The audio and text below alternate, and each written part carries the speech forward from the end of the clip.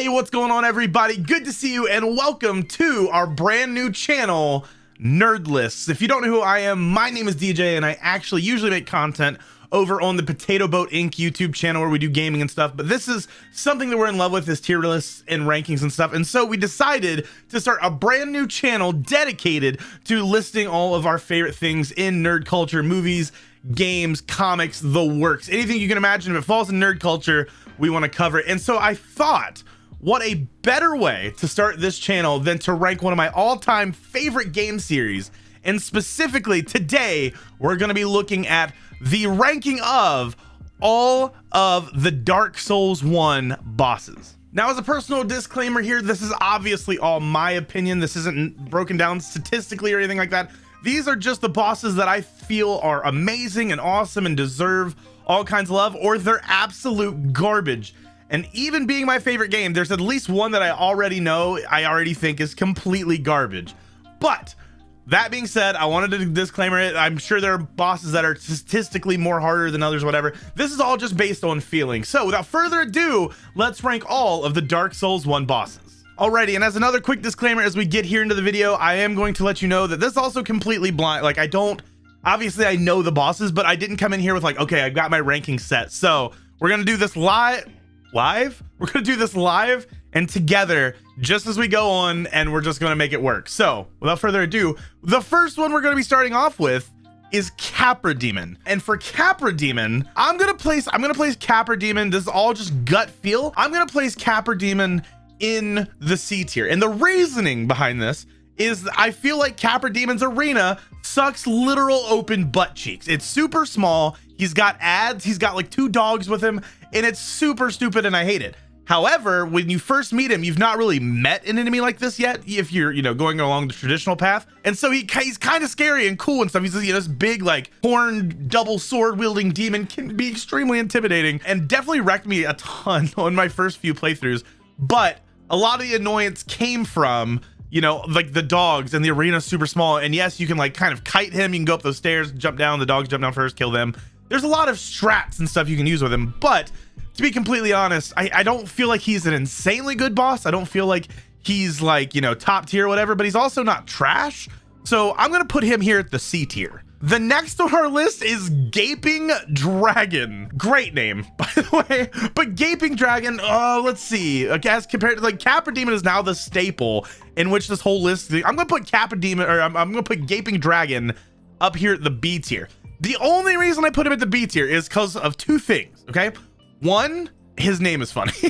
And 2, his design is funny. And I realize those aren't great metrics to go on, but those are the metrics that I'm using right now, because his name is funny, and I'm not explaining it, YouTube.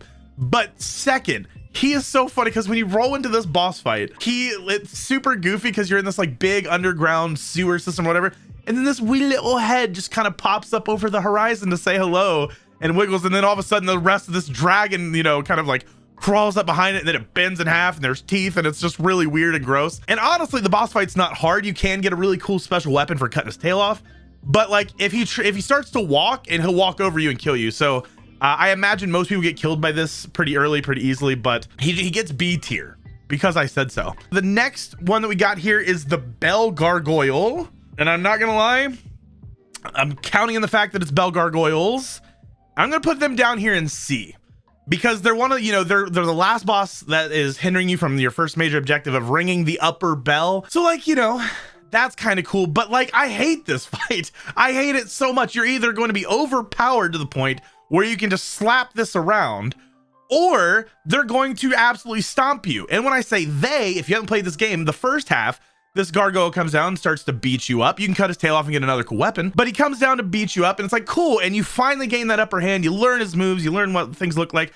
All of a sudden, around half health, he gets a friend that just comes down and decides it wants to join the party, except it just wants to breathe fire at you and roast you from a distance while you're trying to fight this other one. So you have to somehow manage to stop getting set on fire by the second guy, and also still manage to kill the first guy, or that. In the arena, you can fall off. It's got edges. It's up on a building. It's not super duper big for what the fight is and how big they are. So yeah, not a fan of this fight. It's not bad. It's just not good. It's okay. So it's a C, It's on par with Capra in my opinion. So we'll go with that.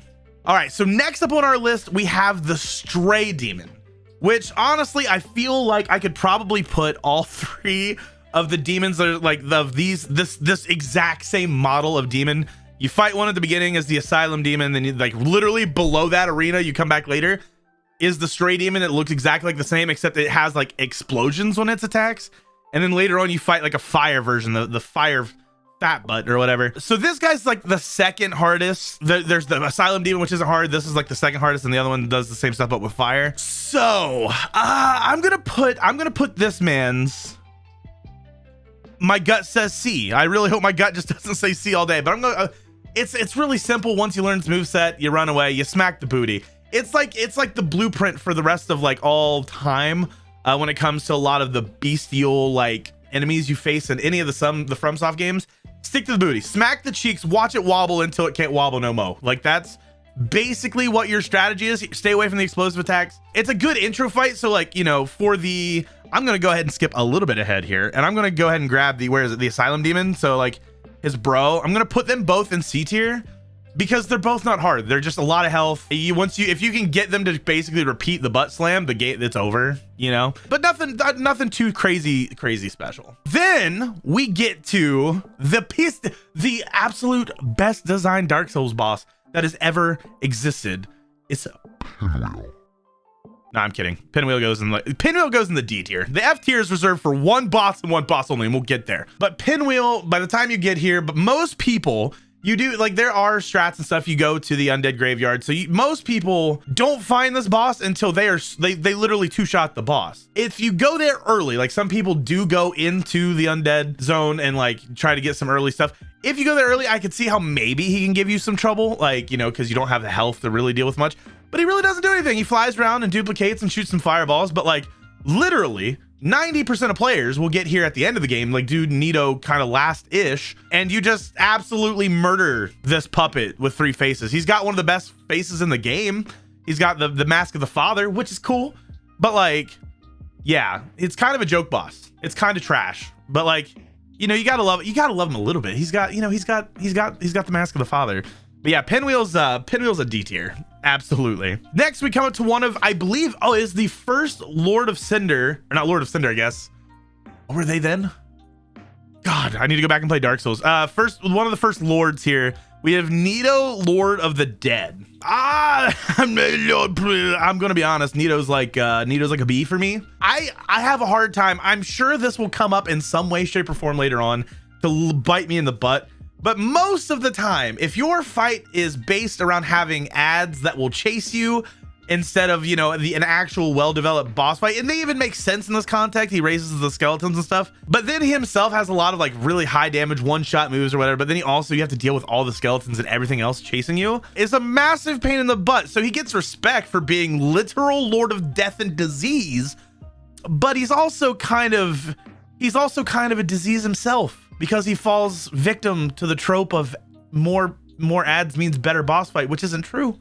It's actually the opposite. Please stop. Please.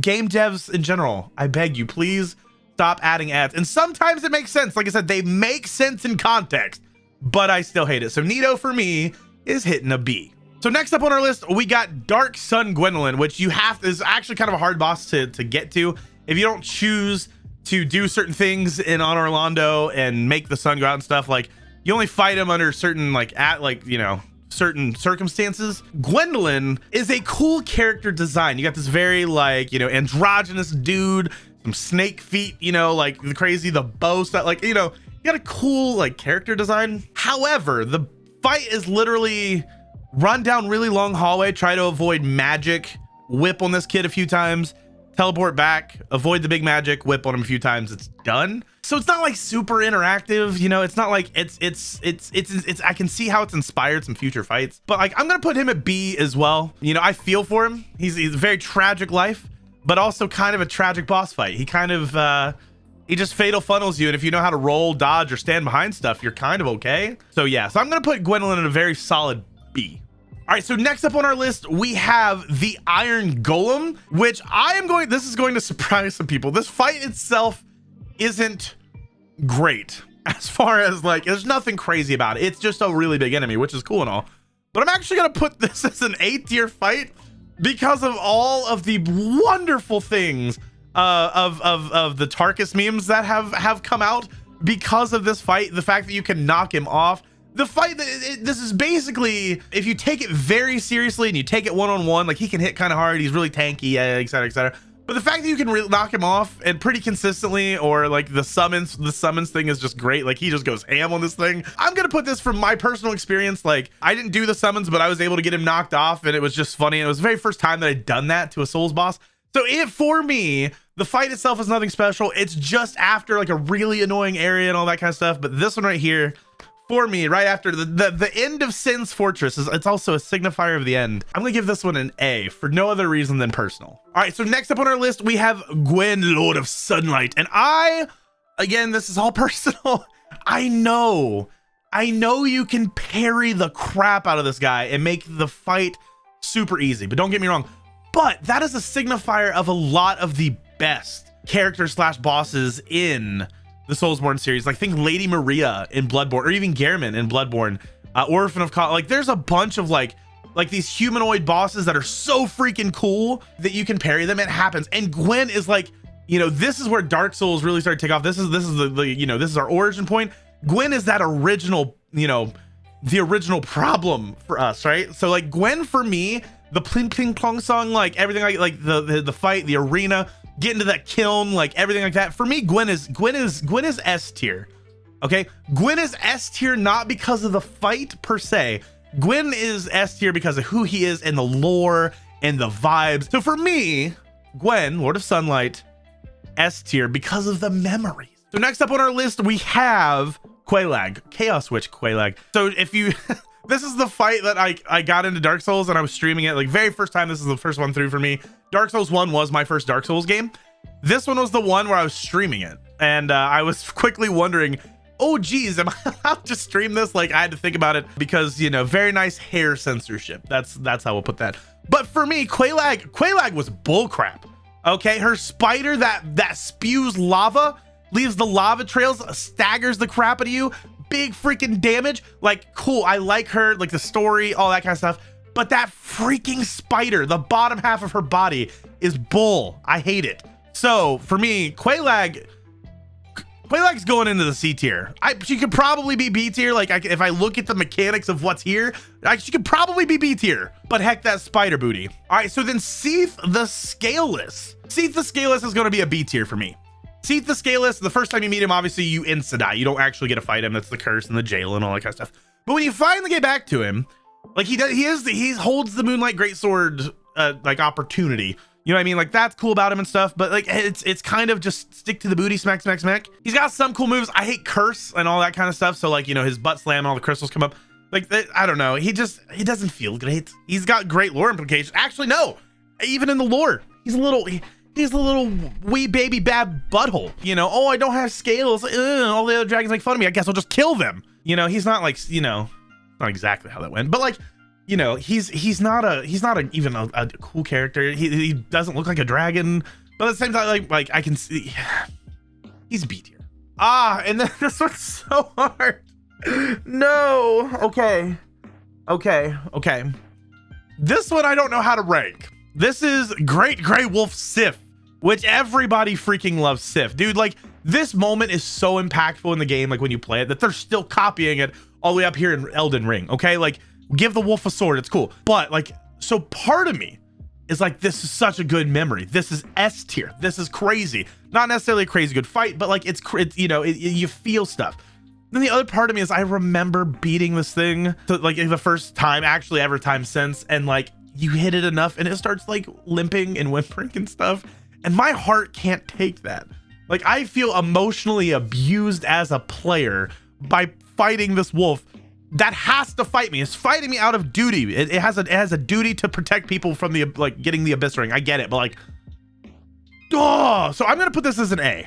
Okay, I want to put it as an S, but like they made me beat a dog. Okay, and I'm not like PETA. Okay, but animal abuse is wrong. But it was really cool, and it had a sword. It came at me for. I'm conflicted here. It had a knife. I'm gonna put it at A.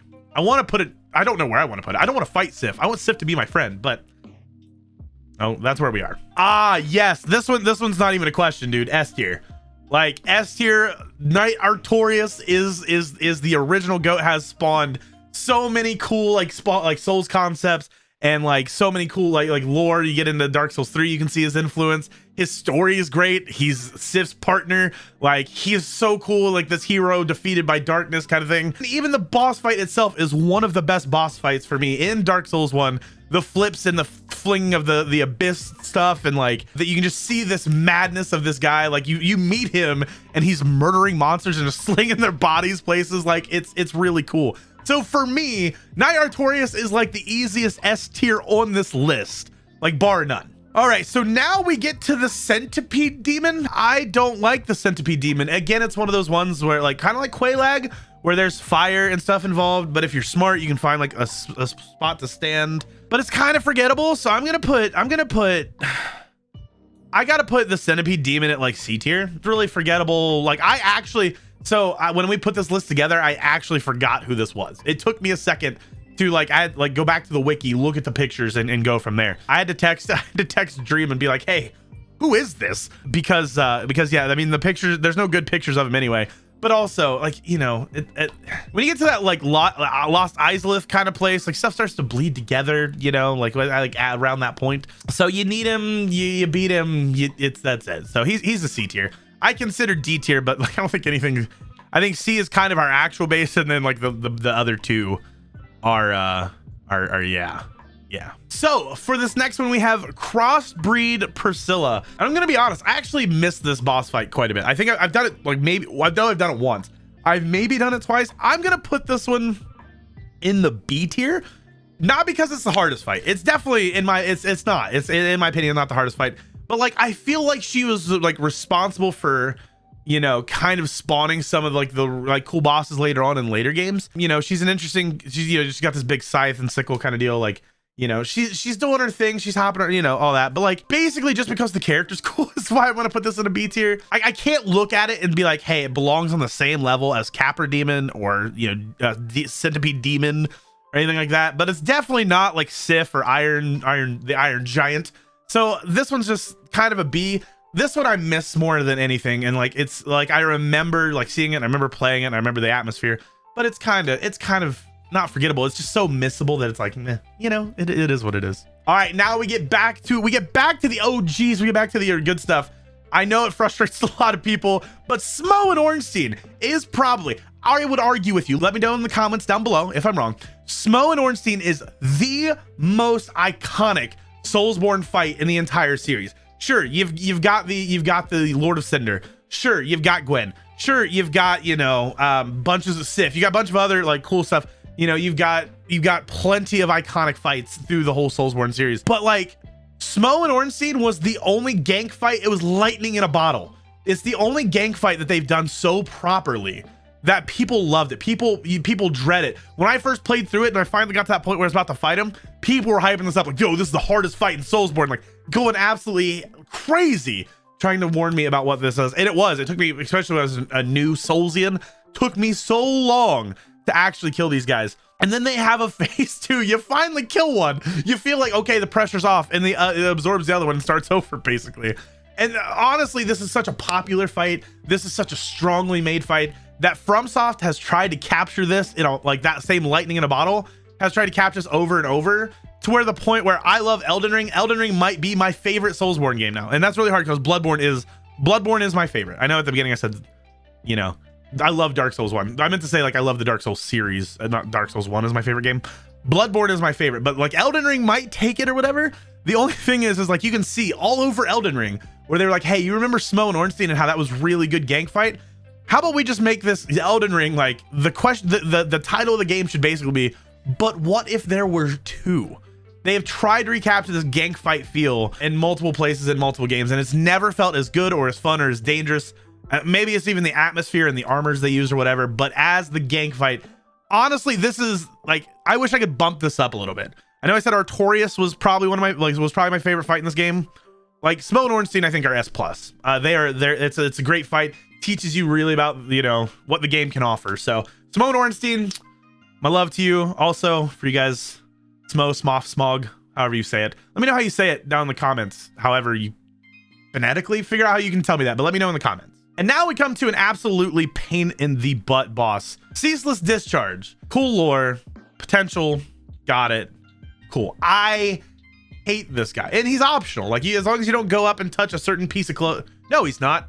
You have to drain the swamp. Never mind. You know, you go up, you touch the cloth, he goes crazy and starts smacking. It's you know, it is what it is. But this guy sucks.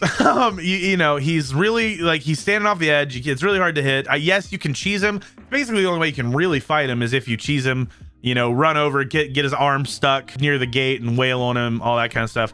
But I hate him, and he killed me so many times when I started this game, dude. I'm Ceaseless Discharge is getting a D tier. I'm sorry, like, he's obviously not as easy as Pinwheel. I get it, but I hate him that much. The hatred, I didn't know it was buried inside me this deeply.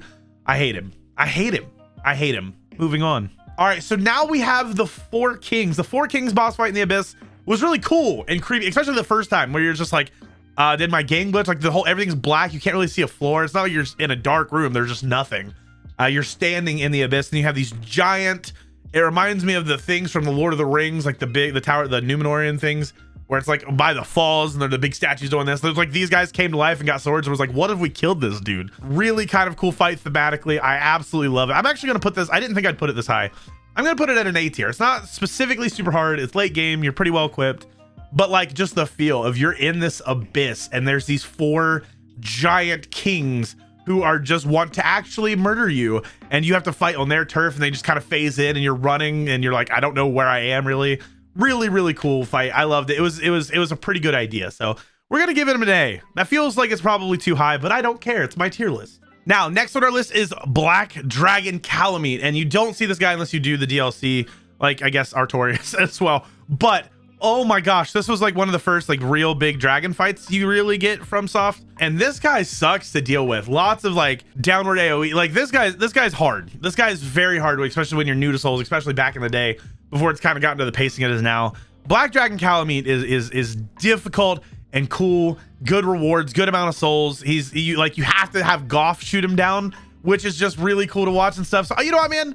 Kind of like the Kings, I didn't really expect to put him in the A tier, but Black Dragon Calamine gets an A for me just by being the granddaddy of dragon fights in the Souls games and really showing kind of potentially what it could become, and while also offering like, I killed a dragon, you know, like that was a thing. I was super excited when you get Goth to shoot him down. That scene itself is worth the A ranking. All right, now this is, oh my god, this FromSoft has achieved glory over the years, making some of the best games. They're my favorite developers. Some of the best games out there to play. This is their worst mistake. This is the worst thing that they ever create. This is F tier. This is Bed of Chaos. It is I'm sure there are people that know like speedrun strats. I'm sure there's a cheese in this, but this is the RNG equivalent of just, God, please no. You had to run back to this thing and it sucked. You slid down a big slide, which was pretty cool, not gonna lie. But then you get to the bottom of the slide and this big freaking tree just is there, right? Starts swinging crap around, branches knocking you down, stuff, blowing holes in the floor that just randomly fall out, and hopefully it didn't fall in one because you're dead. Oh, okay, you avoided the holes? Cool. Oh, the branch swapped sideways. It didn't hurt me, haha, but it dragged me into a hole. Ha, you're dead. And also, when you're new, you got no idea what's gonna happen. You have no idea how you're supposed to kill this tree. You try to swing at some of those branches, drags you to hell. It's really horrible. It's only after a while you realize you have to try to make it all the way up to the freaking tree on the left and the right, break through the barriers, kill the little centipede brothers inside, and then freaking try to get back down the middle to finish it all off. It's awful. I hate it. It's just awful. I hate it. It is the worst thing that FromSoft has ever created. I'm sure. Let me know. Tell me in the comments. If I'm wrong, tell me, because it is the worst boss that they are ever allowed to make. Bar none. Trash. I made the F column. I asked for the F column specifically so that I could put freaking Tree of Chaos here. Now, kind of dialing back the difficulty a little bit, we have the Taurus Demon, which is like, in my opinion, you fight the Asylum Demon. I get it. This is like the first boss you fight. It's basically just a little bit different, not too much different than the Asylum Demon, but like it's the first you're out in the world, you've collected souls, you started leveling up, you know, you're really out on your adventure at that point. This one's really kind of has a special place in my heart because it wrecked me so many times when I was early on, and it felt so rewarding to be. I watched my 5-year-old beat this one early. The plunge attack thing, like, and like it's there if you can, like, you know, read the arena and you know to go up there. I should knock points off because it has ads. It has the 2 archers up there that you probably should go kill to get to that plunge point. But for me, at pure nostalgia, I'm gonna put it a tier above. It's not, it shouldn't be. Like, these all these other ones in B are way better fights, like, don't get me wrong, but I love it. He's kind of cool. I like the big horns, like, I like him. So don't judge me. Don't judge me too hard. It's probably a C tier, but it's a B tier in my heart. All right, the next we have the giant moth mommy. I mean, Great Moonlight Butterfly. It's not a butterfly, but Great Moonlight Butterfly. Yeah, it's a C tier. That's trash. I don't know if it needs explanation. It's flutter, flutter, dodge, dodge, kill, kill, flutter, flutter, dodge, dodge, kill, kill. Boss fight over. Moving on. So next on our list, we have the Demon Fire Sage, which is literally just Asylum Demon / Stray Demon, but on fire with big fire attacks. You know, this whole time at the beginning, I started talking about those other demons, and I was like, hey, you know, Demon Fire Sage will be a level up, but he won't. He's trash too. I hate him. I hate him too. All 3 of the demons are just solidly C. Prove me wrong. Call me Demon Fire Sage. Okay, it definitely deserves. You know, Demon Fire Sage is probably on point with a lot of these, but hey, no. Moving on. So next we have the bane of Dark Souls 1 players, and that is Manus, Father of the Abyss. And while he's got really cool lore and stuff, he to me, every time since seeing him now, so after playing Bloodborne and then going back to Dark Souls 1, he looks like the blueprint for the cleric beasts. Like, every time I see him, he's even got like the arm flaily stuff, all that kind of stuff. Kind of reminds me of that. This fight's actually really hard when it comes to FromSoft games, or when it comes to Dark Souls 1. This fight isn't like the easiest. It's pretty cool. You fight through Ulasil, like getting there, like it's the hand that grabs you. I like it quite a bit. For me, it's probably a little too gracious, but I'm gonna place it as an A. Thematic, it's not S. Like, I don't love the fight. It doesn't have any cool, unique mechanics or feel like it influenced too much going forward. I know I just said the cleric beast thing, but for me, Manus, like, you have to use everything at your disposal. You really have to get good at the rolling and dodging and timing and seeing. He's kind of got crap boxes. He's kind of a problem when it comes to what does count as hit and all that kind of stuff. But just like, you know, after that adventure and again fighting in the abyss and it's a kind of pouring from him kind of deal, it's pretty cool. It's one of the more well done monster fights in this game. So I'm gonna put Manus with his big old handsus at A rank. Solidly A rank. And last but not least, we have Sanctuary Guardian, which is a B tier. I mean, I hate to do that as like the last one we do is just as a normie little B tier one, but like, he does cool stuff. He pounces around, he throws his lightning, all that kind of stuff. It's cool, but it's not memorable. Like, everything A and up is like memorable to me. Like, you know, it's kind of on that line where it was like one of the more developed fights ish, like with his just design and stuff, but it wasn't anything crazy cool. Like, yeah. He just gets a solid B. He did his job. He guarded Ulasil until I smacked his booty. So, you know, it is what it is. But that being said, that is our definitive